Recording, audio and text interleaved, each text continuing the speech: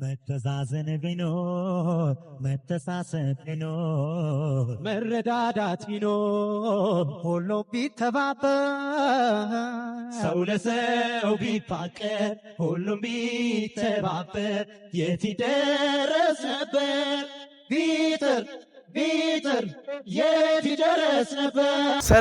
ሰላም ውድ የኔ ቤተሰቦች እንዴት ናችሁ? እኔ በጣም ደህና ነኝ፣ ፈጣሪ ይመስገን። የጎዳና ብሎጋችንን እንደቀጠልን ነው። ያው እንግዲህ ዛሬ እንደሚታወቀው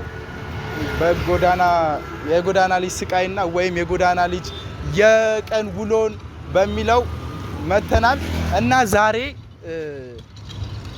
ሆቴል የጎዳና ልጅ ሆቴል ገብቶ ማዘዝ ይችላል ወይም ምግብ ቤት ገብቶ አቀባበሉ እንዴት ነው የሚለውን ነው የምናየው።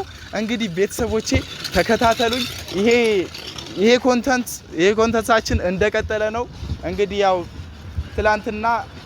ከትላንት ወዲያ እንደምንም አባቴን አስተዋውቂያቸዋለሁ። ነገ ደግሞ ወንድሜን ማስተዋወቃቸው ይሆናል። እንግዲህ ቤተሰቦቼ አብራችሁ ተከተሉኝ።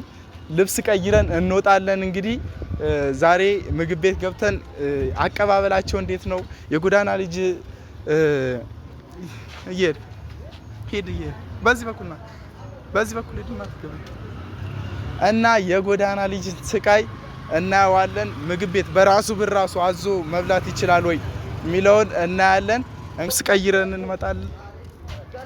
እስኪ ነው አንዴ የሆነ ነገር ላሳያችሁ። ከዛ በፊት የሆነ ነገር ያጀማው ፋሚሊያስ ወንድሞቼ እንዴት ናችሁልኝ? አላችሁልኝ? ምንሽ የዚች ጋር ደብሯችኋል? ምሳ አልበላችሁ እስካሁን? ኧረ በአላህ እስኪ ሙት በሉኝ። ቁጭ በሉ እስኪ። እስካሁን ምግብ አልበላችሁ? ምን አየር ምናምን የለም? አልተከፈለም ዛሬ? እስኪ እንዴት ነው አመጣጣችሁ? ስም ማን ነው? ሙከሚል ደስ የሚል ስም ነው። አንተስ? ያሬድ። አንቺስ? ብራዘሬ ሙባረክ ይላል። እንግዲህ እንዳያችሁት ነው እና እስካሁን ምን አየር የለም ነው? አልተሸከለም? የለም አየሩ። እስኪ ከየት ነው የመጣው? እስኪ ንገሪኝ። እኔ ከዳሎቻ ማለት እዛ። በስማ ምን አንተስ? ከስላሴ። አንቺስ? ስልጤ። ያው እንግዲህ ከሁሉም በኩል ነው ያካለን ነው። ከሁሉም በኩል ነው። ያው ችግር ማያረገን ነገር የለም። እኔም ያው የኔ ዕጣ ፈንታ ያለው በነገራችን ላይ በጣም ብዙ አይነት ሰው አለ። በጣም ወዶ የሚገቡበት እንትን ህይወት ውስጥ አይደለም እዚህ ላይፍ ውስጥ።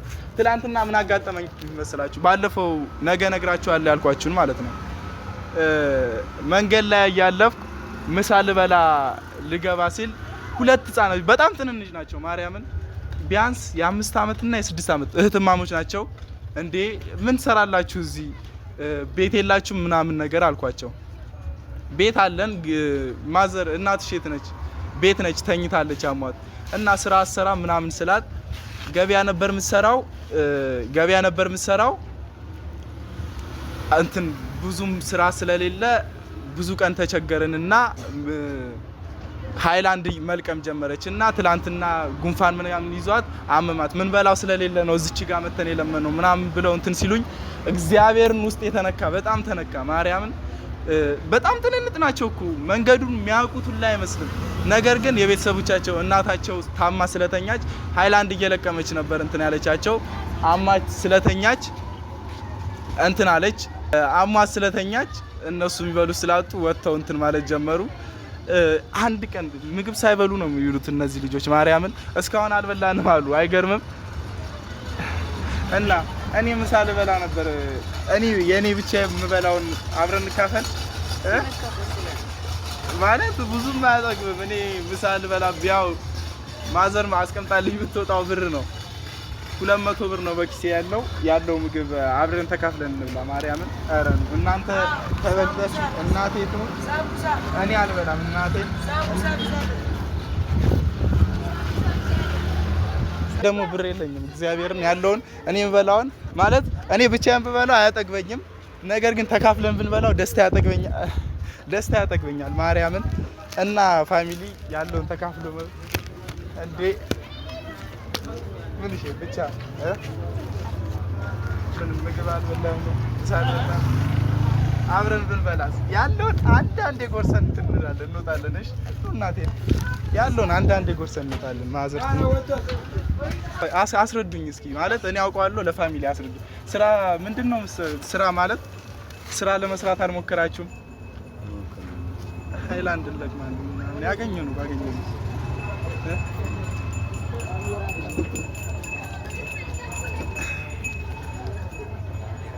ማለት እስካሁን ምሳ ሳትበሉ እኔም የጎዳና ልጅ ነበርኩ። ያው አንዳንዴ በልተን ፈታ ብለን እንሄዳለን እና እንግዲህ ምግብ አዝዣለሁ ማለት 2 ምግብ ነች። ያና ላይ አጠግብ 2 ምግብ ነች። አንዳንዴ ጎርሰን በነገራችን ላይ ፍቅር ያጠግባል። ለእናንተ አይነገርም። በነገራችን ላይ ፍቅር ማርያምን እግዚአብሔርን ከጎዳና ልጆች ትማራላችሁ። ፍቅር ማለት ከሀብታም ልጅ እንዲሁም ጨዋ ነኝ የሚል ሰው ፍቅር አያውቅም። የጎዳና ልጅ ፍቅር እንደሚያውቅ ሌላ ሰው አያውቅም። እና ውድ ቤተሰቦቼ ዛሬ ያው ኮንተንት ቀይረናል። እንግዲህ ማለት ያን አሳያቸዋለሁ ብዬ ነበር። እነዚህን ሳያቸው አላስቻለኝም። እኔ የምበላውን አብረን ተካፍለን ብንበላ ብዬ አሰብኩኝ። ቤተሰቦች ምግቡ ቆይቶባቸዋል እና 2 ምግብ ነች። አንዳንዴ ብንጎርሳ ያጠግበናል ብለን አስባለሁ። ምግቡን ላውጣው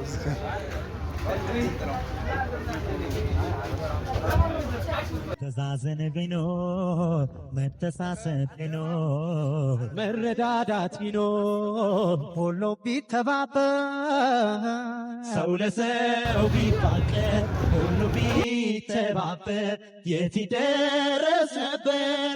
ቢጥር የት ይደረስ ነበር? ሁሉም ቢፋቀር በመልካም መንፈሱ እና እንግዲህ ያው ምንም ማድረግ አይቻልም። 2 ምግብ ነው የወጣው። ለራሴ እንበላበት ነው ያስኩት እና በቀጣይ ጊዜ ደግሞ ፏ ነው የምንለው።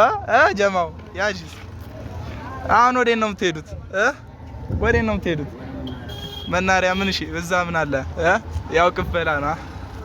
እኔ መናሪያ አይደል ምን? እሺ ምን ልሰራ?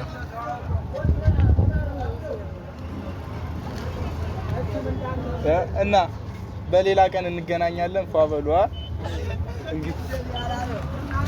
እንግዲህ ፋሚሊዎች እናንተ በስመ አብ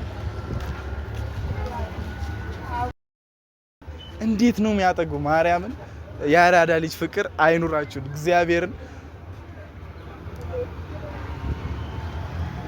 የአራዳ ልጅ ፍቅር ይሄ ነው። እናቴ ትሙት 2 እኔ አሁን ብቻዬን ብበላው በእርግጥ አልጠግብም፣ ግን ከነሱ ጋር ስለበላው በጣም ጠግቤያለሁ እና ደስ ብሎኛል። እንግዲህ ቤተሰቦች ኖሮኝ ደግሞ ባየው በጣም ደስ ይለኛል። እነሱ ሲደሰቱ ማየት እንዴት እንደሚያስደስት እግዚአብሔርን በጣም ነው የሚያስደስተው። አሁን እነሱ ምግብ ሳይበሉ ነው የሚሉት። ቀን ሙሉ አልበላንም ብለዋል። እንግዲህ አሁን ይሄዱና ይቀፍላሉ። ብርድ ላይ ዝናብ ላይ ነው የሚተኙት ምናምን ነገር። አረ እግዚአብሔርን በጣም ይደብራል። ይሄን ነው ማትረዱት? ይሄንን የጎዳና ልጅ ስቃይን ነው ማትረዱት? ማርያምን እንግዲህ ቤተሰቦቼ ያኛ ያሰብነው ኮንተንታችን ዛሬ እንትን አላለም። ከነሱ ጋር አብረን እኔ ደስ ብሎኛል። በነገራችን ላይ እናንተ ደግሞ በኮሜንት ግለጹልኝ።